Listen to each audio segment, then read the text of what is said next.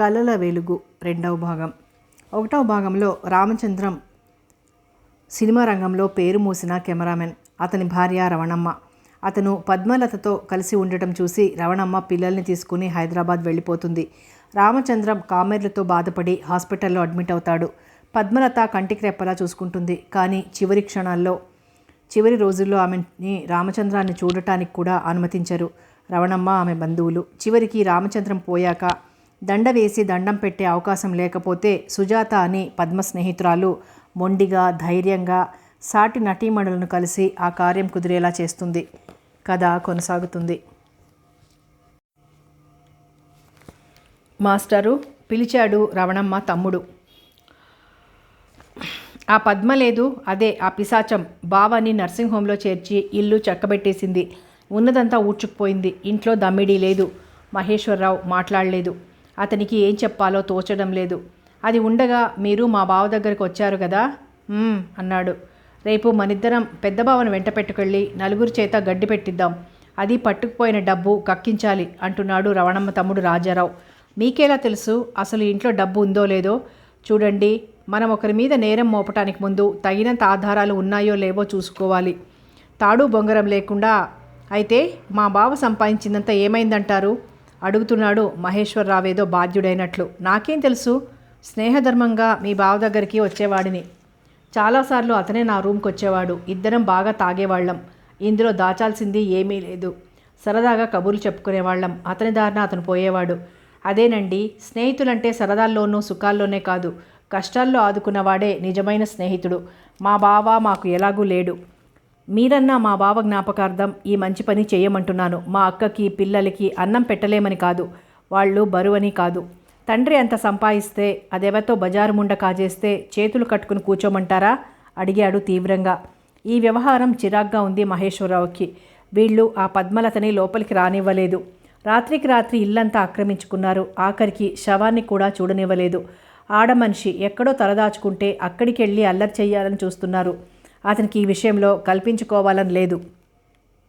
రాజారావు గారు, మీరు కాస్త నిదానించి మీ బావ పనిచేసిన కంపెనీల్లో కనుక్కుని ఆ పైన పెద్ద మనుషులు బెదిరింపులు అని వ్యవహారంలోకి రండి. అంతేగాని కళ్ళతో చూడకుండా మనం ఎవరిని ఏమీ అనకూడదు అన్నాడు పడుకోవడానికి ఉపక్రమిస్తూ. అతనికి ఆ ఇంట్లో నుంచి ఎంత త్వరగా బయటపడితే అంత మంచిదనిపిస్తోంది. మహేశ్వరరావు గట్టిగా కళ్ళు మూసుకున్నాడే కానీ అతనికి నిద్ర రావటం లేదు. అతనికి తన బాల్యం జ్ఞాపకం వస్తుంది. తన బాల్యం అంటే అందులో రామచంద్రం బాల్యం కూడా ఇమిడి ఉంది. తామిద్దరూ చిన్నప్పుడు తోటలు దొడ్లు పట్టుకొని లల్లాయి పదాలు పాడుతుండేవారు. రామచంద్రం వాళ్ళు అంత కలిగిన వాళ్ళు కాదు. తండ్రి పిటిషన్లు అర్జీలు రాసి ఇల్లు పోషిస్తుండేవాడు. ఆ ఇంట్లో అందరికీ చదువు వంటబట్టింది కానీ రామచంద్రానికి మటుకు చదువు రాలేదు. స్కూల్ ఫైనల్ పరీక్ష అతని మీద ప్రత్యక్ష యుద్ధం ప్రకటించి 4 సార్లు ఓడించేసింది. చెల్లని నాణ్యంలాగా రామచంద్రం నాటకాలని బుర్రకథలని కొన్నాళ్లపాటు గమ్యం లేకుండా తిరిగి చివరికి మద్రాసు చేరుకున్నాడు. మద్రాసు చేరుకున్నాక కూడా 5 ఏళ్ల పాటు అతను అనామకుడుగానే ఈ నగర జనాభాలో తిరిగాడు. ఆఖరికి అతనిచ్చిన కెమెరా షాట్స్ బాగా ప్రజాదరణ పొందగా మబ్బుల వెనుక చంద్రుడిలాగా మసకమసగ్గా అతని పేరు అక్కడ పత్రికల్లో సినిమా తెర మీద కనిపించడం ప్రారంభించింది. మద్రాసులో అనామకుడిగా ఉన్న 5 ఏళ్లలో రామచంద్రం అనేకసార్లు తను తిండికి కూడా ఇబ్బంది పడుతున్నట్లు జాబులు రాసిన సందర్భాలున్నాయి. అలాంటప్పుడు తను 15, 25 పంపుతూ వచ్చాడు. ఒకసారి తను మద్రాసు వచ్చినప్పుడు రామచంద్రం హోటల్కి వచ్చి తనని షూటింగ్కి తీసుకెళ్లాడు. అది అతను కెమెరా వర్క్ చేస్తున్న మొదటి సినిమా. ఆ మనుషులు, ఆ షాట్స్, యాంగిల్స్ ఇవన్నీ తనకి గందరగోళంగా అనిపించాయి. 1 గంట కూర్చొని విసుగెత్తి హోటల్కి వచ్చేశాడు. ఆ రాత్రి రామచంద్రం తన రూమ్కి వచ్చినప్పుడు కాగితంలో ఒక సీసా చుట్టుకొని తీసుకొచ్చాడు. ఏమిటిది అడిగాడు తను కాస్త ఆశ్చర్యపోతూ. ఈ ఫీల్డ్లో పైకి రావాలంటే మందు కంటే దగ్గర మార్గం మరొకటి లేదు. మనం మడిగట్టు కూర్చుందామంటే ఎవరూ దగ్గరికి చేరనివ్వరు. ఉత్త చేతగాని దద్దమ్మ కింద జమ కడతారు అన్నాడు రామచంద్రం 2 గ్లాసుల్లోనూ విస్కీ సోడా పోసి పంచుతూ. ఇదిగో కొద్ది కొద్దిగా చప్పరించు, సోడాలాగా గడగడ తాగేయకు, టాపు లేచిపోతుంది. నెమ్మదిగా కాస్త రుచి చూడు, ఆ పైన మజా నీకే తెలుస్తుంది అంటూ తనని డ్రింక్కి పరిచయం చేశాడు. తనకి ఆ డ్రింక్ రుచిగా అనిపించలేదు. ఇంతమంది దీనికోసం ఎందుకు ఎగపడతారో అన్న సంశయం కూడా కలిగింది. కానీ రాత్రి గడిచిన కొద్దీ ఏదో హుషారుగా ఉంది. మధ్య మధ్య చిరుతిళ్ళు తింటూ రాత్రి 12 దాకా ఎన్నో కబుర్లు చెప్పుకున్నారు. ఏరా రామచంద్రం, పెళ్లి చేసుకోవా అడిగాడు తను. మనకెవడిస్తాడు పిల్లని? తిండికి డింకీలు కొడుతున్నాను, నాకే తిండి లేదు అన్నాడు రామచంద్రం. ఎప్పుడూ ఇలాగే ఉంటుందా? 4 డబ్బులు వెనకేసుకొని పెళ్లి చేసుకో, తను సలహా ఇచ్చాడు. నిజంగా చెప్పు, పెళ్లి చేసుకున్న వాళ్ళంతా సుఖంగా ఉన్నారా? అందరూ ఉండకపోవచ్చు, కొందరైనా సుఖంగానే ఉన్నారు అన్నాడు తను. నీ మాటో? నువ్వు సుఖంగా ఉన్నావా? ఉన్నాను అన్నాడు తను. వదినగారు నీ మాట వింటారా? నువ్వు చెప్పినట్లు వింటారా? వింటుంది. సాధారణంగా నా మాటకు ఎదురు చెప్పదు. కోపం వచ్చి కేకలేస్తే భయపడి ఊరుకుంటుంది. వేళకి అన్నీ అమర్చి పెడుతుంది. ఇంతకంటే పెళ్ళాంతో ఇంకేం కావాలోయ్ అడిగాడు తను. అయితే నేను చేసుకుంటాను, నా మాట వినేదాన్ని కట్టుకుంటాను. ఒరేయ్, నీకు తెలుసుగా, నేను 10 ఏళ్ల నుంచి హోటల్ మెతుకులు తింటున్నాను. కమ్మగా వండి పెట్టే పెళ్ళం కావాలిరా. హాయిగా నా అడుగులకి మడుగులొత్తేది కావాలి. వస్తుంది, ఎందుకు రాదు? సగటు ఆడపిల్లలంతా మొగుడికి తృప్తిగా అన్నం పెట్టుకోవాలనుకుంటారు, మొగుడికి సేవ చేయాలనుకుంటారు. మన భారతదేశంలో ఆడపిల్లలకి ఇంతకు మించి ఆశలు ఉండవు కదా. నాకు పెద్ద చదువులున్న పెళ్ళాం వద్దు, సంసారం దిద్దుకునే ఆడది చాలు. నీ ఎరుకలో అలాంటి పిల్లుంటే చెప్పు, తప్పకుండా చేసుకుంటాను అన్నాడు రామచంద్రం. ఆ తర్వాత 2 ఏళ్లకు కానీ రామచంద్రానికి పెళ్లి కాలేదు.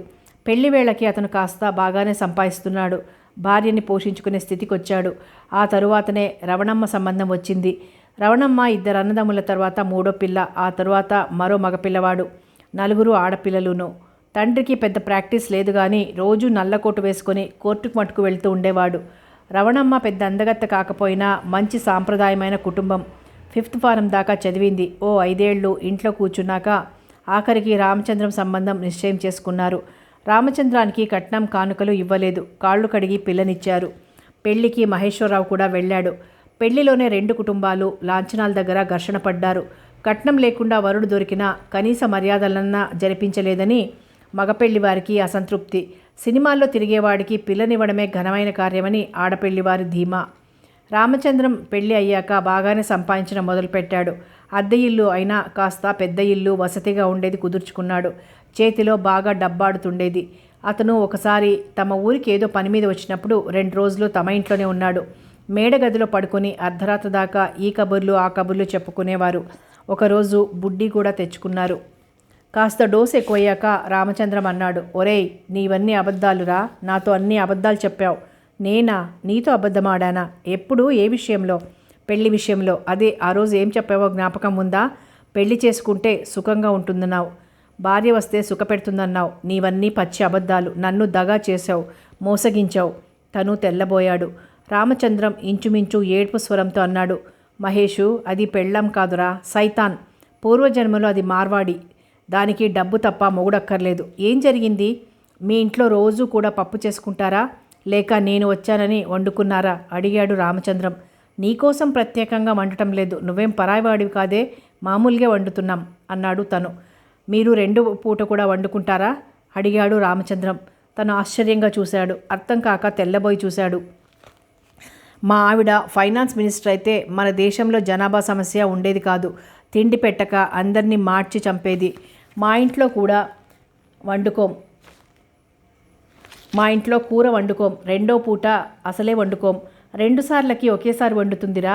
అదేమిటి, తినను అని ప్రొటెస్ట్ చేయకపోయావా? మరీ మంచిది. ఆ పూట బియ్యం మిగులు అనుకుంటుంది. అది డబ్బును పెళ్లి చేసుకుంది, మగాణ్ణి కాదు.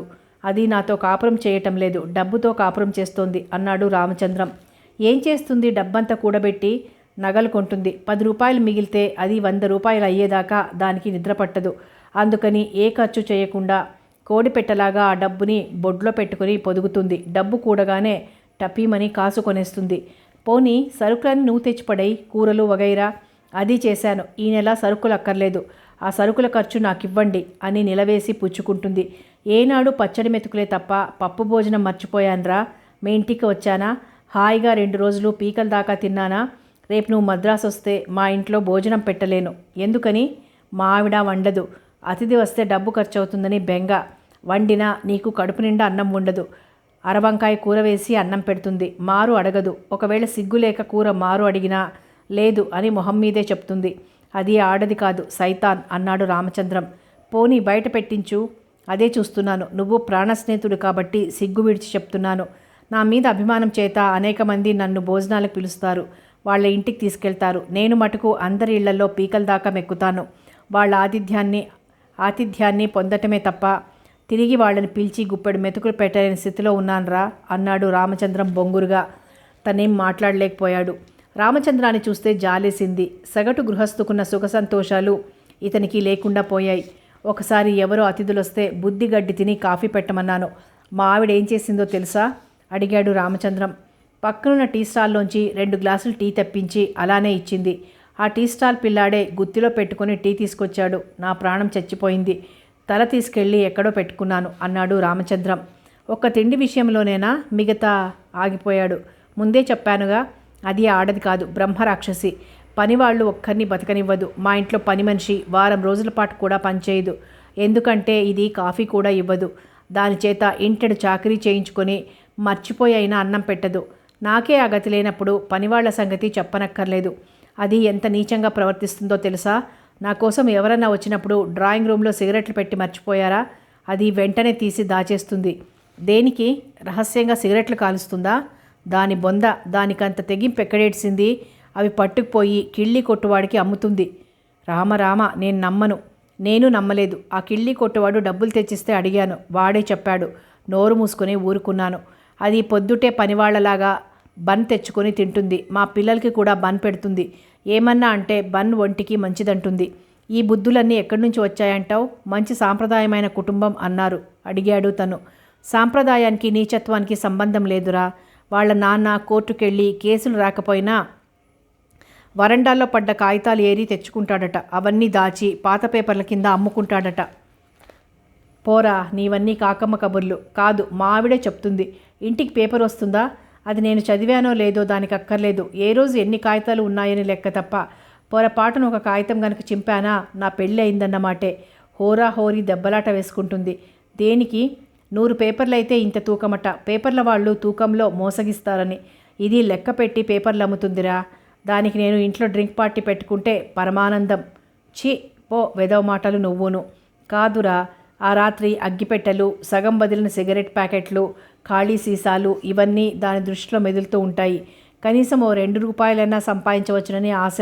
అంతేగాని మొగుడు తాగుతున్నాడు, తాగితే వాడి ఒళ్ళు గుల్లైపోతుందని బాధలేదు అన్నాడు విచారంగా. ఐఎమ్ సారీ, ఇదేదో సైకలాజికల్ కేసులా ఉంది అన్నాడు తనేమీ అనలేక. సైకాలజీ కాదు, మన్ను కాదు, ప్రతిదానికి పేరు పెట్టడం ఒక జాడ్యమైపోయింది. నా పెళ్ళాం సింగరాజు లింగరాజు. అది చేసుకున్న మొగుడికి తిండి పెట్టదు. కడుపున పుట్టిన పిల్లల్ని మార్చి చంపుతుంది. నాకే గతి లేనప్పుడు వాళ్ల సంగతి వేరే చెప్పనక్కర్లేదు. మా అమ్మ వారం రోజులు కూడా నా దగ్గర ఉండలేకపోయింది. నా పెళ్ళాం బాత్రూమ్ దగ్గర నుంచి తాళాలు వేసుకుంటుంది. అది పెట్టే పచ్చడి మెతుకులు తినలేక వారం తిరిగేసరికి మా అన్నయ్య దగ్గరికి వెళ్ళిపోయింది. ఇదంతా ఎవరికి చెప్పుకోను? మగవాడు, వాడికేం హాయిగా సంపాదిస్తున్నాడు అనుకుంటారు. కానీ నా కష్టాలు ఎవరికి చెప్పుకోను, ఎవరికి అర్థమవుతాయి? మరో సీసా ఓపెన్ చేస్తూ అడిగాడు రామచంద్రం. తను ఏమీ చెప్పలేకపోయాడు. తనకు అప్పుడు అనిపించింది, వాడిని పెళ్ళి అని పోరి గోతిలోకి దించానా అని. ఒరేయ్, కొన్నాళ్ళు డబ్బులు ఇవ్వకు, ఇంటికి రాకు, ఏం చేస్తుందో చూద్దాం అని సలహా ఇచ్చాడు తను. అది చూశాను. అది సరాసరి ప్రొడక్షన్ ఆఫీస్కి వచ్చేస్తుంది. కాకపోతే షూటింగ్ జరుగుతుంటే అక్కడికి వచ్చేస్తుంది. 3 లోకాల్లో ఉన్నా ఎక్కడున్నా వెతికి పట్టుకుంటుంది. అందుకనే దానికి నెల ఇంతనిచ్చేసి మళ్ళీ సత్రం భోజనం మఠం నిద్రకొచ్చాను. ఇంటికి వెళ్ళటం లేదా? పిల్లలో అడిగాను. వెళ్తాను, ఏ 2-3 రోజులకో ఒకసారి వెళ్తాను. పిల్లలంటావా? వాళ్ళకి 10 పైసల బన్ను మీద బతకటం అలవాటైంది. నాకు టైం ఉంటే ఎప్పుడైనా ఏ హోటల్కు తీసుకెళ్ళి పెట్టిస్తూ ఉంటాను. ఊరుకుంటుందా? ఇంట్లో చెప్పంగా. వాళ్ళకి తెలుసు. ఇంటికొచ్చి ఆకలి లేదు అంటారు. అమ్మయ్య, అన్నం మిగిలింది అని సంబరపడిపోతుంది. అది జంతువు, మనిషి కాదు అన్నాడు రామచంద్రం. మహేశ్వరరావుకి నిద్ర పట్టడం లేదు. బలవంతాన కళ్ళు మూసుకున్నాడు. అయినా కంటి మీదికి కునుకు రావడం లేదు. రామచంద్రం చచ్చిపోయి సుఖపడ్డాడు. అతని జీవితం మొదట్నుంచి కష్టాలమయమే. ఎప్పుడూ ఏదో ఒక మనోవ్యధ. పక్క గదిలోంచి ఏవో మాటలు వినిపిస్తున్నాయి. రవణమ్మ కాబోలు తమ్మిడితో మంత్రాలాడుతోంది. ఒరే రాజు, ఆ మహేశ్వరరావుని నమ్మకు. మీ బావ దగ్గర బాగా డబ్బుందని చేరుతుండేవాడు. ఆ ముండా బాగా పోగు చేసుకుని పోయి ఉంటుంది. ఆ డబ్బు మనం ఎలాగైనా కక్కించాలి అంటున్నది. రామచంద్రాన్ని బూడిద చేసి ఇంకా 12 గంటలు కూడా కాలేదు. ఆఖరికి ఆ చితి చల్లారిందో లేదో కూడాను. అప్పుడే రవణమ్మ డబ్బు అజాలు అడుగుతోంది. గాద్రేజ్ బీరువా తాళాలు ఆ ముండ దగ్గర ఉండి ఉంటాయి. ముందు అవి పట్టుకొని రావాలి. రేపు నువ్వు వెళ్ళి తీసుకురా. ఎక్కడుందంటావు? ఎక్కడ వెతకను? ఇంటిలోంచి డబ్బు నగలు తీసుకొని పారిపోయిందని పోలీస్ కంప్లైంట్ ఇవ్వు. పోలీసులకు అప్పగిస్తే అంతా కక్కుతుంది. ఇప్పుడే చేస్తే బాగోదు, నలుగురు నవ్వుతారు. ఇండస్ట్రీలో బావ కోసం చాలా చెయ్యాలనుకుంటున్నారు. రవణమ్మ లేచి కూర్చున్న శబ్దం అవుతోంది. పక్కన పెట్టె కాబోలు జరిపినట్లుంది. అంటే కుటుంబానికి ధన సహాయం చేస్తానట నిన్న అనుకుంటున్నారు. అయితే ఏం చేద్దాం అడిగింది రవణమ్మ. ఆ పద్మలత ఎక్కడుందో కనుక్కొని తాళాలు పట్టుకొద్దాం. ఇవ్వనంటుందేమో సందేహపడుతోంది రవణమ్మ. తనైతే చస్తే ఇవ్వదు. తనలాంటిది అవతల వ్యక్తి అవ్వవచ్చునన్న సందేహంతో చూస్తోంది తమ్ముడి వంక. ఎందుకు ఇవ్వదు? ఇస్తుంది. నెమ్మదిగా చెప్పి బావ కాగితాలేవో కావాలని తీసుకొస్తాను. లోపల లాకర్లో డబ్బుందేమోనని అనుమానంగా ఉంది. ఇదంతా ఎందుకు? హాయిగా మారుతాళం పెట్టి తీయొచ్చుగా. గాద్రేజ్కి మారుతాళాలకు రాదు. తాళాలు గుర్తిపోయిందంటే కంపెనీలో అడిగితే ఇస్తారు. డూప్లికేట్ చేయించు, కానీ టైం పడుతుంది. నేను పని చెప్తాను, చేస్తావా? చెప్పు. మన వీధి చివర పాత తాళాలు బాగు చేసేవాడి కొట్టుంది. వాడికి మన ఇల్లు బాగా తెలుసు. నా దగ్గర పాత కప్పలు చాలా కొనుక్కున్నాడు. రేపు పొద్దున వెళ్ళి వాడిని పిలుచుకురా. తాళాలు గుర్తి తీసుకురమ్మను ఆజ్ఞ జారీ చేసింది రవణమ్మ. మహేశ్వరరావు ఊపిరి బిగబట్టుకుని వింటున్నాడు. రవణమ్మకి ఎంత యుక్తి! మొగుడు పోయినా పర్వాలేదు కానీ గాడ్రేజ్ పగలగొట్టడం ముఖ్య విషయంగా పరిగణిస్తోంది. ఆ మర్నాడు మధ్యాహ్నం వేళ తాళాలు తీసేవాడిని పిలుచుకొచ్చారు. ఒక పక్క పరామర్శలు చేసేవాళ్ళు వస్తున్నారు. రవణమ్మ ఎవరన్నా వచ్చినప్పుడు చాప మీద అటు తిరిగి ముఖాన చెంగు కప్పుకొని పడుకుంటున్నది. ఎవరూ లేకపోతే ఇంటిలో అటు ఇటు తిరుగుతున్నది, సామాన్లు ఏమున్నాయో చూసుకుంటూ. రామచంద్రం తల్లి చెల్లెలు ఒక మూలగా ఒదిగి కూర్చొని ఉన్నారు. ఇంటిలో పెత్తనమంతా రవణమ్మ అన్నదమ్ములు చేతిలోకి తీసుకున్నారన్నది స్పష్టంగా తెలుస్తున్నది. వీళ్లతో పాటు యశోద కలవటం ఆశ్చర్యంగా ఉంది మహేశ్వరరావుకి. 12 గంటల వేళ వెనకవైపు నుంచి తాళాలు తీసేవాడిని పడక గదిలోకి తీసుకొచ్చారు. ఆ గదిలో 2 గాద్రేజ్ బీరువాలున్నాయి. ఒకటి 2 తలుపులున్న పెద్దది. ఒక తలుపుకి నిలవెత్తు అద్దం ఉంది. రెండోది ఎత్తు తక్కువ ఉన్న బీరువా. 1 గంట సేపు తిప్పలు పడి బీరువా తాళాలు తెరిచారు. మహేశ్వరరావు ఏదో సిగ్గుగా చికాగ్గా ఉంది. అతను అక్కడి నుంచి వెళ్ళిపోబోతే రవణమ్మ వాళ్ళు ఒప్పుకోలేదు. అన్నయ్య గారు, మీరు కూడా వెళ్ళిపోతే ఎట్లా? మీ కళ్ళతోనే చూడండి. అంత డబ్బు ఆ ముండ కోసం ఎలా తగలేశారో మీకే తెలుస్తుంది అంది రవణమ్మ. పెద్ద బీరువాలో రామచంద్రానికి వచ్చిన షీల్డులు, ఫ్రేము కట్టించిన గౌరవ పత్రాలు ఉన్నాయి. శతదినోత్సవం ఫీల్డులు, ప్రజెంటేషన్స్ అన్నీ పొందిగ్గా అమర్చి ఉన్నాయి. మిగతావి అతని బట్టలు. లాకర్ కూడా తాళం తీయించి చూశారు. లోపల ఒక 10 రూపాయల నోట్ల కట్ట కొత్తవి ఉన్నాయి. మిగతావి చెక్కు పుస్తకాలు, కాగితాలును. లాకర్ యావత్తు పూర్తిగా గాలించారు. లోపల ప్లాస్టిక్ డబ్బా, దానిలో ఆడవాళ్ల నగలు, ఒక గొలుసు, 2 జతల గాజులు, దిద్దులు ఉన్నాయి. బహుశా అవి పద్మలత నగలై ఉంటాయి. తమ్ముడు, ఇవి నా నగలేరా? వెళ్తూ మర్చిపోయాను. ఎన్నిసార్లు రాసినా మీ బావ పంపలేదు. రవణమ్మ ముందుకు దూకి డబ్బా అందుకుంది. డబ్బాతో పాటు నోట్ల కట్టలు కూడా జాగ్రత్త చేసింది.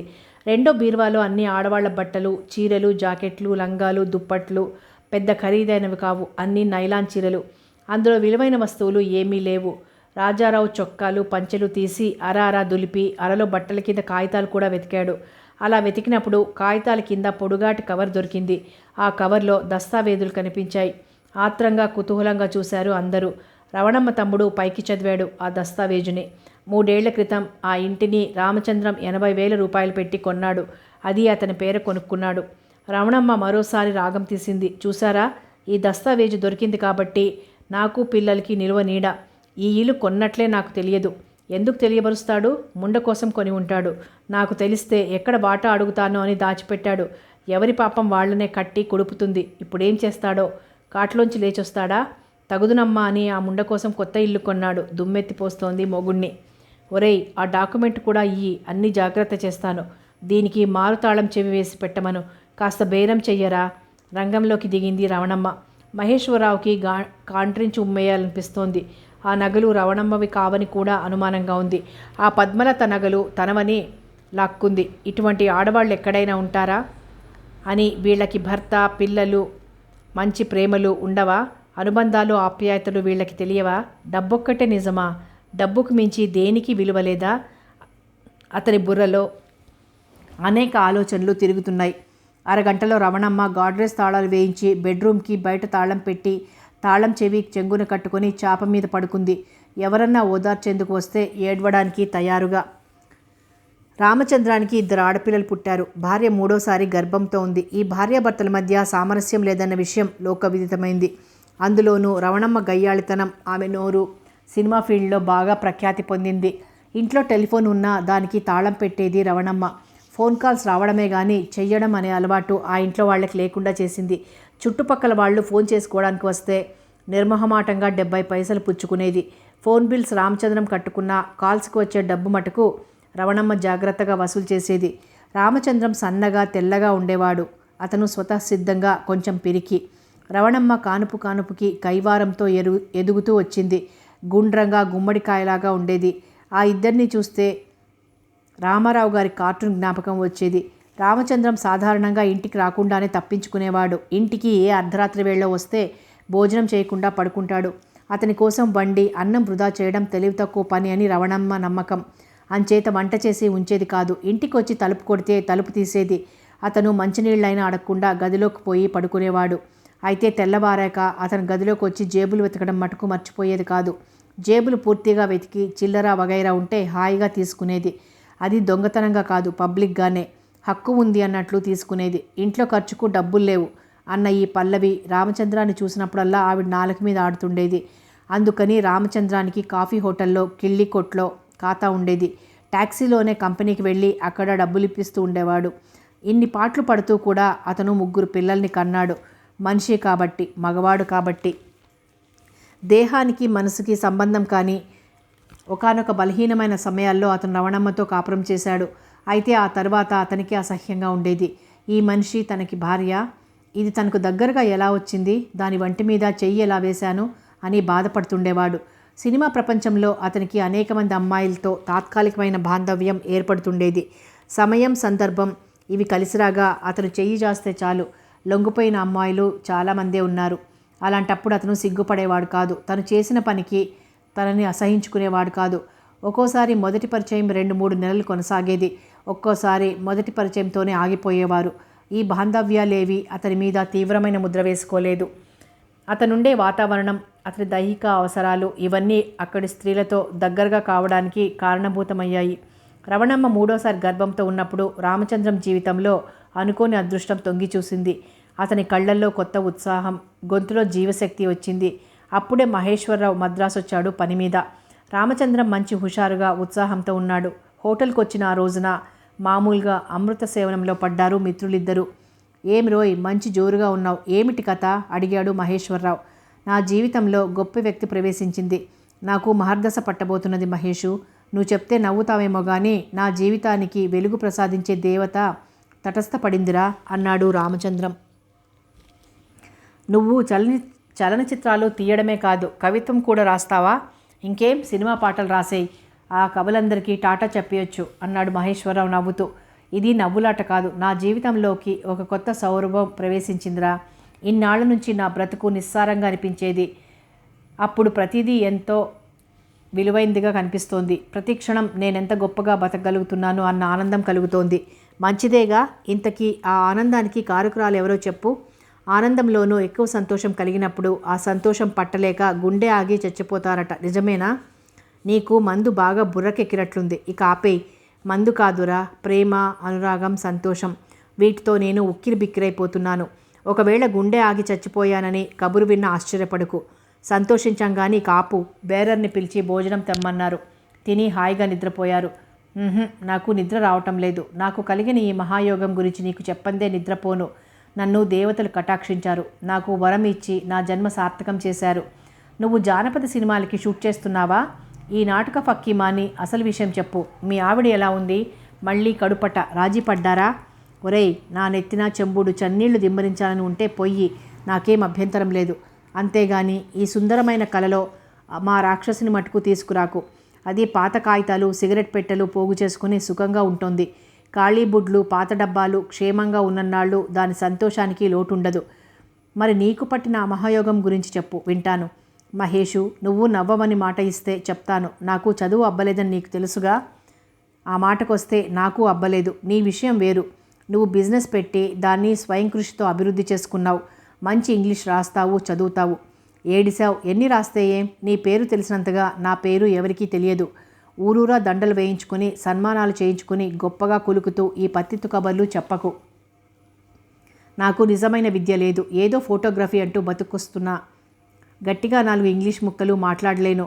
అలాంటిది ఓ చదువుల సరస్వతి నన్ను కరుణించి నా మీద కటాక్ష వీక్షణాలు కురిపిస్తున్నదంటే నాకు ఎలా ఉందో తెలుసా?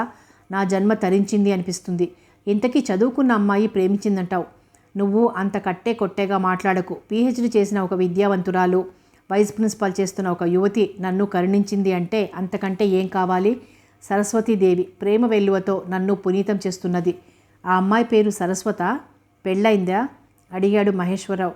సరస్వతి కాదు, చదువుల సరస్వతి. ఆ అమ్మాయికి పెళ్లి కాలేదు. పేరు యశోద అన్నాడు రామచంద్రం. బ్రతికించావు. ఇప్పటికి అర్థమైంది. యశోద అనే ఆవిడ డాక్టరేట్ చేసిన యువతి నిన్ను ప్రేమిస్తున్నదన్నమాట.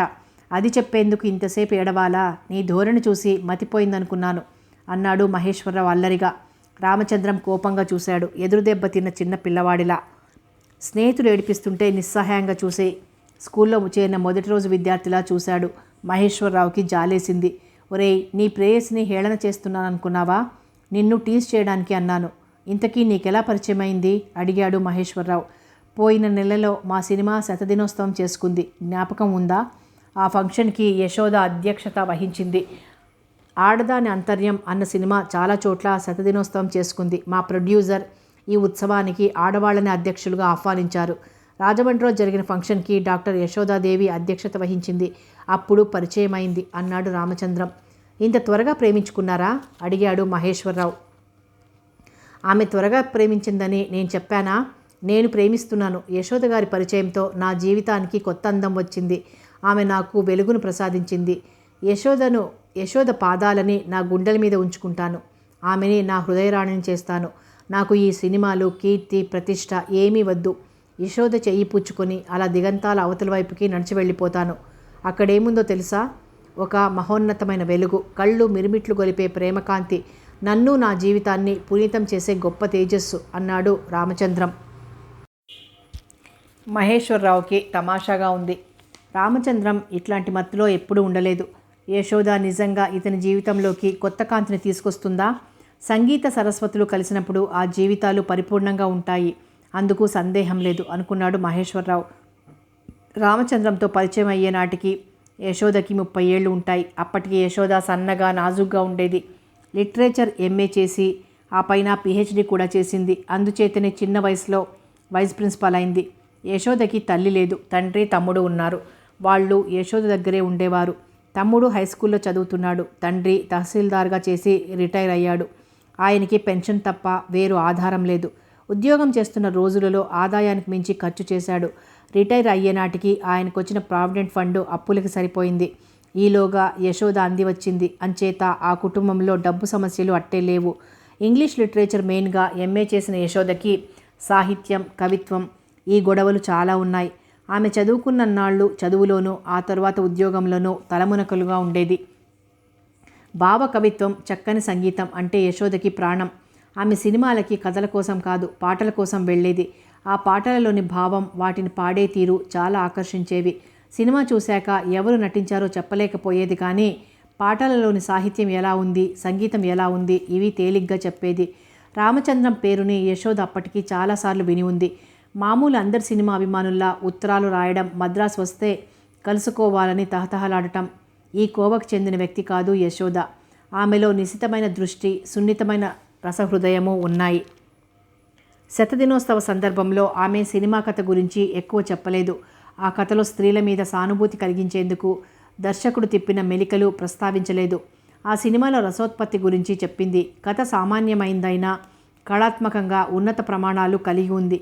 రసమయ దృశ్య కావ్యంగా రూపొందించారు. దృశ్య కావ్యము, శబ్ద తరంగాలు, భావ సంచలనము ఈ మూడు ముప్పేట గొలుసుల సౌందర్య రాశి అయిన యువతి జడలాగా అల్లారు. అందుకే ఈ సినిమా ప్రేక్షకులను ఇంత ఆకట్టుకుంది అని ఉపన్యాసం ముగించేసరికి సభ కరతాళ ధ్వనులతో పిన్నుముట్టింది. ఆమె ఉపన్యాసంలో రామచంద్రాన్ని 2-3 సార్లు పేరుతో ఉదహరించింది. అంతేగాక మధ్య మధ్య అతని వంక ప్రశంసాపూర్వకంగా కూడా చూసింది. ఈ అనుభవం రామచంద్రానికి కొత్తగా ఉంది. అతనికి స్త్రీలతో పరిచయం లేదని కాదు, స్త్రీలు అతన్ని ఒకే దృష్టితో చూశారు. అతను తిరిగే రంగంలో ఒక పని కావాలంటే, సినిమాలో ఛాన్స్ రావాలంటే అతి దగ్గరి దారి స్త్రీ తనని తాను పురుషునికి అర్పించుకోవడం. ఇలా చాలామంది అతనికి దగ్గరగా వచ్చారు. ఆ కలయికలో కేవలం ఒకరి అవసరం మరొకరికి అన్న భావం తప్ప, దాని వెనుక ఒక ప్రయోజనం తప్ప మానసికంగా ఉత్సాహం కానీ ఉద్వేగం కానీ ఉండేది కాదు. ఈ స్త్రీ ఈ పని కోసం నాకు లొంగుతున్నది అని రామచంద్రానికి తెలుసు. నేను లొంగిపోతే నాకు సినిమాలో ఛాన్స్ రావడానికి అవకాశం ఉందని ఆ స్త్రీకి తెలుసు. అలా ఒక ప్రయోజనం కొరకు సంబంధాలు ఏర్పడేవే తప్ప ఒకరిపై ఒకరికి ఇష్టమై కాదు. అదీ కాక చదువుకున్న ఒక స్త్రీ, ఒక విద్యావతి, ఉన్నత ఉద్యోగంలో ఉన్న ఒక యువతి తన వంక ప్రశంసాపూర్వకంగా చూస్తున్నది అంటే రామచంద్రానికి కొత్తగా ఉంది. ఏదో గర్వంగా కూడా ఉంది. ఆమె తనని నిజంగా అభినందిస్తున్నదా? తనని నిజంగా మెచ్చుకుంటున్నదా? వేదిక మీద కూర్చొని పూలదండ పక్క నుంచి మరోసారి చూశాడు రామచంద్రం. యశోద తన వైపు చిరునవ్వు నవ్వుతూ చూసింది. ఆమె మిగతా వాళ్ల వంక అలా నవ్వుతూ చూస్తున్నట్లు లేదు. వారి వంక ప్రశంసాత్మకంగా చూసినట్లు లేదు. కేవలం తన వంకనే అలా చూస్తుంది. ఈ భావం రామచంద్రాన్ని ఉన్నత శిఖరాల వైపు కొనిపోయింది. అతని మనసు, దేహం మబ్బుల్లోకి తేలిపోతున్నట్లున్నాయి. కుర్చీలో సర్దుకుని నిటారుగా కూర్చున్నాడు. అతని వంతు ఉపన్యాసం వచ్చేటప్పటికి గొంతు సవరించుకొని ఒకసారి యశోద వంక చూసి ప్రసంగం మొదలుపెట్టాడు. మొదట్లో నట్లుగా తడబడిన 2 క్షణాలు గడిచేటప్పటికీ పుంజుకున్నాడు. సినిమాలు సామాన్య ప్రేక్షకుల కొరకు తీసినా మాకు వచ్చే కీర్తి, ధనము, ఆఖరికట్టు వారి వల్ల వచ్చిన ప్రతి కళాకారునికి, సాంకేతిక నిపుణునికి, విద్యావంతులు, వివేకవంతులు తమ సినిమాను చూసి మెచ్చుకోవాలి అనిపిస్తుంది. ఆ ప్రశంసలు కేవలం పొగడ్తులు, గాలిలో కలిసిపోయే అతిశయోక్తులు కాక మనస్ఫూర్తిగా వచ్చిన అభినందనలైనప్పుడు మా జన్మ చరితార్థమవుతుంది. మా కృషికి పరిపూర్ణత ఏర్పడుతుంది. ఈనాడు డాక్టర్ యశోదాదేవి గారు మా చలనచిత్రాన్ని గురించి ప్రశంసించి మా కృషిని మెచ్చుకున్నారు అంటే ఈ సినిమాలో మేమంతా సామూహికంగా జరిపిన కృషిని మీరు అభినందించారు. ప్రతి వ్యక్తి తన జన్మదినం జరుపుకుంటారు ప్రతి ఏడు. మా కళాకారుల జన్మఫలం ఏటా రాదు. ఎప్పుడో ఇలాంటి ప్రత్యేకమైన రోజు మాకు జన్మదినం. ఎందుకంటే మా కృషిని నిజంగా అభినందించే రసజ్ఞులు దొరికిన రోజు మాకు పునర్జన్మ. మిగతా రోజుల్లో గూడులోని గొంగళి పురుగులా, నల్లరాయిలోని శిల్పసుందిరలా మాలో మేము మదనపడుతూ అంతర్ముఖలమై బతుకుతూ ఉంటాము. ఒక రసజ్ఞుడు, ఒక సహృదయుడు మా కృషిని గుర్తించి అభినందించిన రోజు అంతవరకు గూటిలో ఉన్న గొంగళి పురుగు రంగురంగుల సీతాకోకచిలకగా మారి రెక్కలు విప్పుకుని ఆనందిస్తుంది. నల్లరాయి శిల్పసుందరి రూపంలో లాలిత్యం ఒలకపోస్తుంది. కళాకారుని జీవితాలకి రంగులు కల్పించి పునర్జన్మనిచ్చేది ఇటువంటి రసహృదయులు, విద్యావంతులు అంటూ ఆమె వైపు కృతజ్ఞతాపూర్వకంగా చూసి కూర్చున్నాడు రామచంద్రం.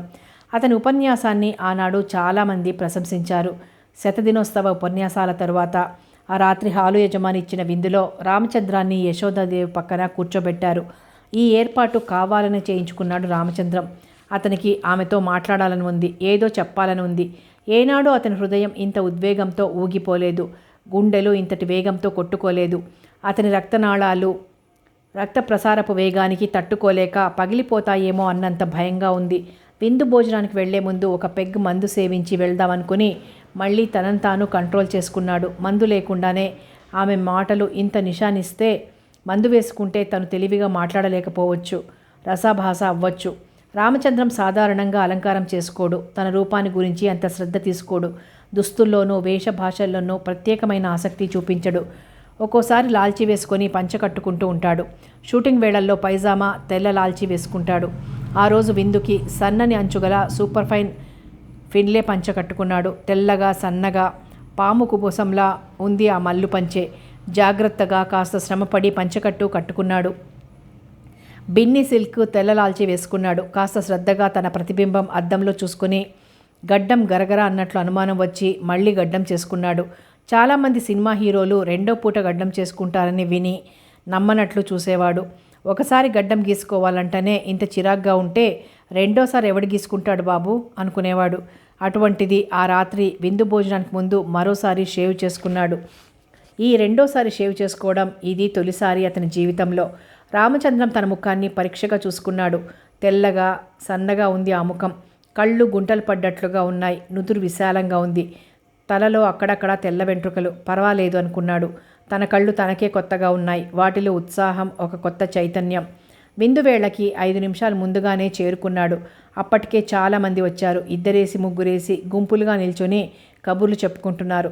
ఆ సినిమాలోని హీరో హీరోయిన్ చుట్టూ చాలామంది చేరారు. ఆటోగ్రాఫుల వేట కాబోలు అనుకున్నాడు రామచంద్రం. దూరాన యశోదాదేవి ఆమె తెల్లని మైసూర్ సిల్క్ చీరే కట్టుకుంది. ఎర్రని బ్లౌజ్ వేసుకుని మెళ్ళో ముత్యాలు పగడాలు కలిపిన దండ వేసుకుంది. సాయంత్రం సిగ చుట్టుకుంది. శతదినోత్సవ సభలో ఇప్పుడు పొడవుగా జడల్ అల్లుకుంది. ఆమె ఎవరితోనో మాట్లాడుతూ ఉంది. రామచంద్రం ఆమె వైపు చూశాడు. అతనికి ఆమె దగ్గరకు వెళ్ళి మాట్లాడాలని ఉంది. మళ్ళీ మొహమాటంగానూ ఉంది. సిగరెట్ అంటించాడు. తనలోని నర్వస్నెస్ దాచుకోవడానికి. అతను తల ఎత్తే వేళకి యశోద ఈ వైపుగా నడిచొస్తోంది. నీకోసమే చూస్తున్నాను. మళ్ళీ భోజనాల దగ్గర వీలవకపోవచ్చు. మా ఇంటికి ఒకసారి రావాలి. మీరు మొదట్లో ఇచ్చిన కెమెరా ట్రిక్స్ నాకు చాలా బాగా నచ్చాయి. అలాంటి ట్రిక్స్ అంటే నాకు చాలా ఇష్టం అంది యశోద సూటిగా. రామచంద్రానికి గాలిలో తేలిపోతున్నట్లుంది. మీరు నవ్వనంటే ఒక విషయం చెప్తాను అన్నాడు రామచంద్రం. యశోద ప్రశ్నార్థకంగా చూసింది. పిచ్చి నమ్మకం అనుకోండి, చాదస్తం అనుకోండి, నాకు సిగరెట్లు వెలిగించడంలో కొన్ని నమ్మకాలున్నాయి ఆగాడు రామచంద్రం. చెప్పండి అడిగింది యశోద. మొదటిసారి అగ్గిపుల్ల గీసి సిగరెట్ కంటించగానే పొగ పీలుస్తాను. అలా మొదటి పీలుపులోనే సిగరెట్ అంటుకొని పొగ వస్తే నేను చేయబోయే పని విజయం అవుతుంది, లేకపోతే అవదు. ఇలా చాలాసార్లు జరిగింది. నా నమ్మకం నిజమని కూడా నిరూపణ జరిగింది. ఈరోజు ఆమె వంక చూసి మీరు నవ్వుతున్నారు, నేను చెప్పను అన్నాడు రామచంద్రం. చెప్పండి, మా స్టూడెంట్స్ జ్ఞాపకం వస్తున్నారు మీ కబుర్లని వింటుంటే. ఇంతకీ ఈరోజు మొదటిసారి నోటి నిండా పొగ వచ్చిందా? వచ్చింది. మిమ్మల్ని కలుసుకుని మాట్లాడాలన్న నా కోరిక తీరుతుందని కూడా అప్పుడే అనుకున్నాను అన్నాడు రామచంద్రం. యశోద రామచంద్రం వంక తన విద్యార్థుల్ని చూసినట్లు చూస్తోంది. అతనిలో ఆమెకి ఎదిగిన ప్రఖ్యాత వ్యక్తి కనిపించలేదు. చిన్న పిల్లవాడు కనిపించాడు. నవ్వుతూ అంది, మీరెక్కడ చదువుకున్నారు అని. కాలేజీ మొహం ఎరగను. అప్పుడు విచారించలేదు, కానీ ఇప్పుడు చాలా బాధగా ఉంది, భయంగా కూడా ఉంది. ఎందుకు? మీరు PhD చేశారు. ఈ కాలేజీలు, విద్యాలయాలు ఇవన్నీ మీకు కొట్టిన పిండి. నేనేమో ఆఖరికి కాలేజీ గుమ్మం కూడా ఎక్కి ఎరగను. అసలు కాలేజీ ప్రాంగణంలో అడుగుపెట్టే అర్హత కూడా నాకు లేదు. ఇవాళ మిమ్మల్ని చూస్తే తెలుస్తున్నది నేను పొందలేనిది ఎంత ఉన్నతమైనదో. ఏమిటి? విద్య అన్నాడు ఆమె కళ్ళలోకి సూటిగా చూస్తూ. నోటితో అయితే విద్య అన్నాడే గాని అతని చూపులో ఈ చదువుల సరస్వతిని పొందలేనన్న బాధ, అందుకోలేనేమోనన్న భయం కనబడుతున్నాయి. కథ కొనసాగుతుంది.